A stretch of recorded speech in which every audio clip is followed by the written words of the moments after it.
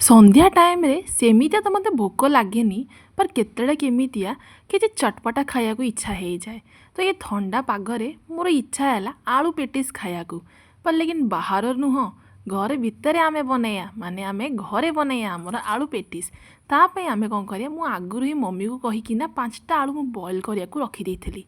ତାପରେ ଏଇଠିକି ନିଆ ଆମେ ଏ ଆଳୁର ଯେତିକି ଚୋପା ଅଛି ଆମେ ଆକୁ ଭଲସେ ଛଡ଼େଇ ଦେବା। ଆଳୁଟା ଆମର ଭଲସେ ସିଝି ଯାଇଛି ବୋଲି ଚୋପାଟା ଭଲସେ ଛାଡ଼ି ଯାଉଛି। ଏଇ ଦେଖ ଫଟାଫଟ ମୁଁ କେମିତିଆ ଆଳୁର ପୁରା ଚୋପା ବାହାର କରିଦେଇଛି। ୟା ସାଙ୍ଗରେ ଆଜି ଆମେ ବନେଇବା ବିନା ପିଆଜ ରସୁଣରେ ଆଜି ଆମର ବନେଇବା ଆଳୁର ଯେଉଁ ମସଲାଟା ସେଇଟା। ତା ପାଇଁ ମୁଁ କ'ଣ କରୁଛି, ଗୋଟେ ହେମଦସ୍ତାରେ ଅଧେ ଇଞ୍ଚ ମୁଁ ଅଦା ପକାଇ ଦେଇଛି, 4ଟାରୁ 5ଟା ଆମେ ଗ୍ରୀନ୍ ଲଙ୍କା ପକାଇ ଦେଇଛୁ, ତାକୁ ଭଲସେ ମୁଁ କ'ଣ କରିବି କୁଟି ଦେଇଛି। କୁଟି ଦେଲା ପରେ ନା ଏଇଥିରେ ହିଁ ବହୁତ ବଢ଼ିଆ ସ୍ୱାଦ ଆସିଯିବ, ଲଙ୍କା ଟିକେ ଲାଗିବ ରାଗ ରାଗ ଆଉ ବହୁତ ବଢ଼ିଆ ଟେଷ୍ଟି ଲାଗିବ। ଭଲସେ କୁଟି ହେଇଗଲା ପରେ ଆକୁ ଗୋଟେ ଜାଗାରେ ବାହାର କରିକିନି ସାଇଡ଼ରେ ରଖିଦେବା। ମାନେ ଆଗରୁ ହିଁ ସବୁ ପ୍ରିପାରେସନ୍ କରିଦେଲା ପରେ ନା ଆପଣମାନଙ୍କୁ ବହୁତ ଭଲସେ ରୋଷେଇ କରିବାକୁ ବହୁତ ଇଜି ହେଇଯିବ। ୟା ପରେ କ'ଣ କରିବା, ଗୋଟେ ପ୍ୟାନ୍ରେ ମୁଁ କ'ଣ କରିବି ଘିଅ ପକାଇ ଦେଉଛି। ଆପଣ ଚାହିଁଲେ ତେଲ ୟୁଜ୍ କରିପାରିବେ, ମୁଁ ଏଠି ଘିଅ ୟୁଜ୍ କରୁଛି ତାକି ବହୁତ ବଢ଼ିଆ ସ୍ମେଲ୍ ଆଉ ଟେଷ୍ଟ ବି ଆସିବ। ଏଇ ଥଣ୍ଡା ପାଗରେ ଯଦି ଘିଅଟା ଖାଇବେ ନା ବଡ଼ିରେ ଅଲରେଡ଼ି ବହୁତ ଆମର ଭିତର ପଟେ ନରମ ମାନେ ଗରମ ଲାଗିବ ଆଉ ବହୁତ ଭଲ ଲାଗେ। ଧୀରେ ଧୀରେ ଥଣ୍ଡା ପଡ଼ୁଛି, ଏବେ ଏତେ ଜୋରରେ ପଡ଼ିନି ନା, ସେ ଯୋଗୁଁ ଟିକେ ନାକ ଘିଅ ପକାଇବା। ତାପରେ ଯାହା ମୁଁ ଅଦା ଆଉ ଲଙ୍କା ଯେଉଁ ଛେଚିକି ରଖିଥିଲି ସେଇଟା ପକାଇଲା ପରେ ଆଳୁ ଯେଉଁ ମୁଁ ବଏଲ୍ କରିକି ରଖିଥିଲି ଚୋପା ଛଡ଼େଇ ଦେଇଥିଲି ତାକୁ ମୁଁ ପକାଇଦେବି। ପକାଇଲା ପରେ ଆକୁ ଭଲସେ ସ୍ମାଶ୍ କରିଦେବି। ସ୍ମାଶର ତ ମୋ ପାଖରେ ନାହିଁ, ସେ ଯୋଗୁଁ ଏମିତିଆ ସ୍ପାଚୁଲାରେ ମୁଁ ଆକୁ କ'ଣ କରୁଛି ଭଲସେ ଏମିତି ଦବେଇ ଦବେଇ ଦେଉଛି ତାକି ଭଲସେ ଇଜିଲି ଭାଙ୍ଗିଯିବ, କାହିଁକି ଆଳୁଟା ଭଲରେ ସିଝି ଯାଇଛି ନା। ୟା ପରେ କ'ଣ କରିବା, ଆମର ଯେଉଁ ମସଲା ରହୁଛି ପାଉଡ଼ର ମସଲା ତାକୁ ପକାଇବା। ଆଗେ ଟିକେ ମୁଁ ଏଠି ଗୋଟେ ଚାମଚ ହଳଦୀ ପକାଇ ଦେଇଛି, ଗୋଟେ ଚାମଚ ଲୁଣ ପକାଇ ଦେଇଛି, ତାପରେ ମୁଁ ଏଠିକିନି ଲଙ୍କା ଟିକେ ଦେଖିକିନି ଗୋଟେ ଚାମଚ ପକାଇଛି, କାହିଁକି ଆମ ଅଲରେଡ଼ି ପୁରା ଅଦା ଛେଚା ସାଙ୍ଗରେ ଆମେ ଲଙ୍କାକୁ ଛେଚିଥିଲେ, ସେ ଯୋଗୁଁ ଏଠିକିନି ଟିକେ ଦେଖିକିନି ଲଙ୍କା ପକାଇବେ। ସବୁ ଜିନିଷକୁ ଭଲସେ ମିକ୍ସ କରିଦେବୁ। ଲାଷ୍ଟରେ ୟା ପରେ ମୁଁ ପକାଇବି ଆମର ସିକ୍ରେଟ୍, ୟାନି ଆମର ରହିଲା ଚଟପଟା କରିବାକୁ ରହୁଛି ଆମର ଚାଟ୍ ମସଲା। ତ ଏଇଠିକିନି ମୁଁ ଚାଟ୍ ମସଲା ପକାଉଛି, କହିପାରିବେ ଗୋଟେ ଚାମଚ ପାଖାପାଖି ହେବ। ତ ଏଇଟା ସ୍ପ୍ରିଙ୍କଲରରେ ଅଛି, ସେ ଯୋଗୁଁ ମୁଁ କହିପାରିବିନି ମୁଁ କେତେ ପକାଇଛି, ବା ମୁଁ ଗୋଟେ ଚାମଚ ପାଖାପାଖି ପକାଇଛି। ଏଇଠିକିନି ଚାଟ୍ ମସଲା ପକାଇଲା ପରେ ଆକୁ ଭଲସେ ଆମେ ମିକ୍ସ କରିଦେବା ଆମର ମସଲାକୁ। ତାପରେ ମଟର ତ ଏବେ ଯାଇକି ଆସିନି ମାର୍କେଟରେ, ଆଇ ଡୋଣ୍ଟ ନୋ ଆସିଥିବ କି ନାହିଁ, पर ମୁଁ ଫ୍ରୋଜେନ୍ ମଟର ବିଲକୁଲ ବି ୟୁଜ୍ କରିବିନି, ସେ ଯୋଗୁଁ ମଟର ମୁଁ ବିଲକୁଲ ପକାଉନି। ଏଇଥିରେ ମୁଁ କ'ଣ କରିବି, ଧନିଆ ପତ୍ର ମୁଁ ପକାଇଦେବି। ଧନିଆ ପତ୍ର ପକାଇକିନି ମସଲାଟାକୁ ଆମେ ଥଣ୍ଡା କରିବାକୁ ଏବେ ରଖିଦେବା। ମସଲାଟା ଥଣ୍ଡା ହେଇଗଲା ପରେ ଆମର ପେଟିସ୍ରେ ବି ଭଲସେ ଫିଲିଂ ଆସିଯିବ, ସେ ଯୋଗୁଁ ମସଲାଟା ଭଲସେ ଥଣ୍ଡା ହେବା ଦରକାର, ବହୁତ ଜରୁରୀ। ୟା ପରେ କ'ଣ କରିବା, ଆମର ପେଟିସ୍ର ଯେଉଁ ଆଉଟର ଲେୟରଟା ରହେ, ଯେଉଁ କ୍ରିସ୍ପିନେସ୍ଟା ରହେ, ସେଇଟା ଆମେ ପ୍ରିପେୟାର କରିଦେବା। ତା ପାଇଁ ଗୋଟେ ବାଉଲରେ ମୁଁ ନେଇଯାଇଛି, ଗୋଟେ ପତିଲାରେ କ'ଣ କରିଛି ଏଠିକିନି ମଇଦା ନେଇଯାଇଛି, ୟାନି ଅଲ୍ ପର୍ପସ୍ ଫ୍ଲାୱାର ନେଇଯାଇଛି। ସେଇଥିରେ ମଇଦା ଉପରେ ଆମେ ପକାଇଦେବା ଲୁଣ ଟିକେ, ତାପରେ ଏଇଥିରେ ଆମେ ପକାଇଦେବା ତେଲ। ତେଲ ପକାନ୍ତୁ କି ଘିଅ ପକାନ୍ତୁ ଆପଣଙ୍କ ଇଚ୍ଛା। ତାପରେ ମୁଁ ଟିକେ ତେଲ ପକାଇକିନି କ'ଣ କରିବି, ଆକୁ ଭଲସେ ଖାସ୍ତା କରିଦେବି।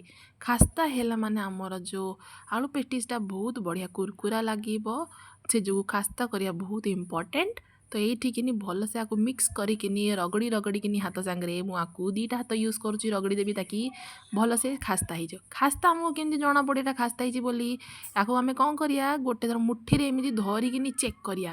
ଯଦି ଗୋଟେ ପୁରା ବାଇଣ୍ଡ ହେଇଯାଉଛି ନା ତ ୟାନି ଖାସ୍ତା ହେଇଯାଇଛି। ଯଦି ନ ହେଇଥିବ ଭାଙ୍ଗି ଯାଉଥିବ ଏମିତିଆ ତ ଫେରି ଖାସ୍ତା ବିଲକୁଲ ବି ହେଇନଥିବ, ତାକୁ ଭଲସେ ଆମକୁ ଖାସ୍ତା କରିବା ଜରୁରୀ।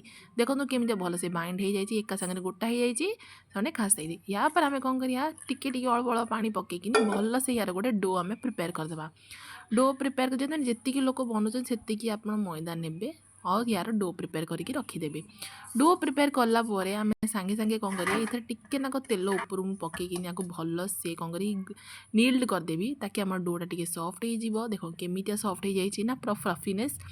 ୟା ପରେ ଆମେ କ'ଣ କରିବା, ଡୋଟା ସାଇଡ଼୍ ରଖିଦେବା। ଏଇଥିରେ ଆମେ ଗୋଟେ ପେଷ୍ଟ ପ୍ରିପେୟାର କରିବା। ଏ ପେଷ୍ଟଟା ରହୁଛି ଆମର ମଇଦା ଆଉ ଘିଅର ପେଷ୍ଟ ବନାଉଛି ମୁଁ। ଆପଣ ଚାହିଁଲେ ଏଥିରେ ତେଲ ୟୁଜ୍ କରିପାରିବେ, ମୁଁ ଏଥିରେ ଘିଅ ୟୁଜ୍ କରୁଛି।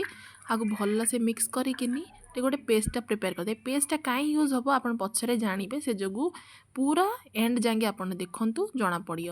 ଏବେ କ'ଣ କରିବା, ଟିକେ ମୁଁ ପ୍ଲାଟଫର୍ମରେ କ'ଣ କରିଛି ଶୁଖିଲା ମଇଦା ପକାଇ ଦେଇଛି, ତାପରେ ଗୋଟେ ଡୋ ନେଇଥିଲି ନା, ସେଇଥିରୁ ଏତେ ବଡ଼ ଡୋ ତ ଏକା ସାଙ୍ଗରେ ବେଲି ହେବନି, ମୁଁ କ'ଣ 3ଟା ଭାଗରେ ଡୋଟାକୁ ମୁଁ ଭାଙ୍ଗି ଦେଇଛି, ମାନେ ୟାର ଗୋଟେ ଲୋଇ ବନେଇ ଦେଇଛି।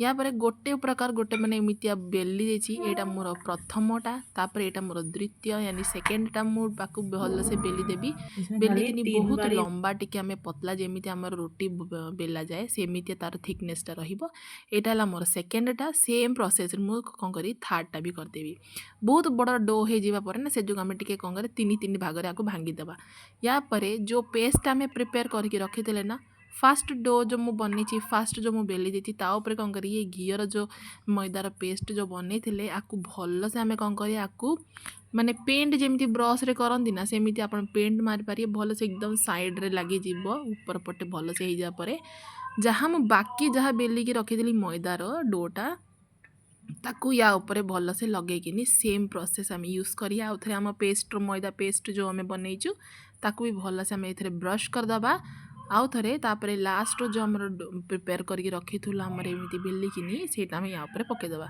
एबे या कौन करार अच्छे तीन टाक जाक आम भल से एकदम बेली दबा अच्छी आमको पतला करके बेली दबा तापर यही हिसाब से आम कौन करिया फोल्ड करिया देखु पूरा वीडियो आप देखिपारे केमी आम फोल्ड करमती ही आप फोल्ड करिए गोटे पिल्लो बने देवार अच्छी तो पिल्लो बनैला पर ना आपको बहुत मुश्किल है जियो टिके बेलिया को से जो आउ कहार मदद नहीं कि बेली पारे कहीं आम पाखे एत बड़ मशीन तो नहीं ना एका सांगे बेलिया को हाथ में ही जहाँ बेलिया पड़ो तो देखो पिल्लो आमर भल से बनी टिके ऊपर पटे आम सुखिला मैदा पकईदा ना अटा पकईदा ये मैदा मु भल से आपको टिके ये करदे बेलिया मत इजी हो आपको पलटिकी भल से आपको बेली देवी बेलिला गोटे लंबा सा शीट बन ये शीट टाक आम कौन करिए आम आपको स्क्वायर ना रेक्टांगल शेप्रे काटिदेबा रेक्टांगल शेप या स्क्वायर शेप्रे काटे एपान जरूरी कहीं आम जो पेटिस बने से पूरा गोटे ट्रायंगल शेप आसो ताप आम आपको स्क्वायर शेप्रे काटी दौर भल से देखो एमती किसी जदि आप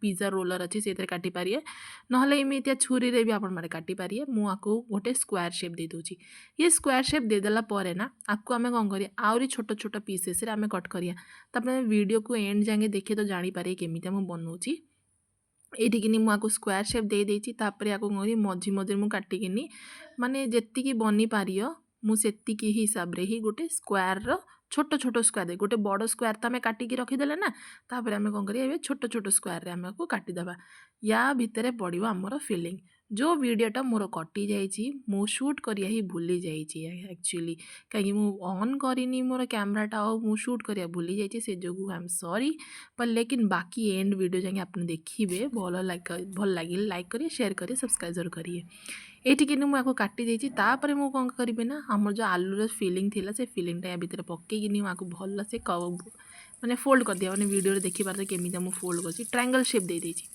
तेलटा गरम हो जाइए तेलटा गरम होगला जो फिलिंग सांगे आमर पेटिसटा अच्छी ना मुझे तेल रे पकईदी तो तेलर टेम्परेचर एमती रहा दरकार माने बिल्कुल भी तेज बॉयल रही बिल्कुल भी एकदम माने लो फ्लेम बहुत लो फ्लेम ना कौन करिया कि जदि हाई फ्लेम रे रखी थी ना ऊपर बड़ाटा भल से ये हो माने ब्राउन कलर जो गोल्डन ब्राउन हो पूरा भितरटा कंचा क्रिस्पीनेस रही लेयर भी बाहर से जो पूरा लो फ्लेम रे रखिकी आपको आम फ्राए करिया आपन चाहिए आपको ओवन रे बेक भी करें मुझे फ्राए करके देखूँ ये लो फ्लेम रे मुझे धीरे धीरे टिके टाइम लगे टाइम कंज्यूमिंग अच्छी पर लेकिन भल से जमी आमर समोसा जमी आमर फ्राए हुए ना से हिसाब से आमको धीरे धीरे लो फ्लेम रे आपको फ्राए करार अच्छी धीरे धीरे आसिए पलटिबे आ फ्राए करते ये आम रही लास्ट रे तापर जदि एमती गोल्डन कलर आसीगला आपको गरम गरम बाहर करके चा सांगे खातु बहुत टेस्टी लगे मुझे चा सांगे सर्व करी कहीं मुझे स्नैक्स टाइम बनी 6टा आलू को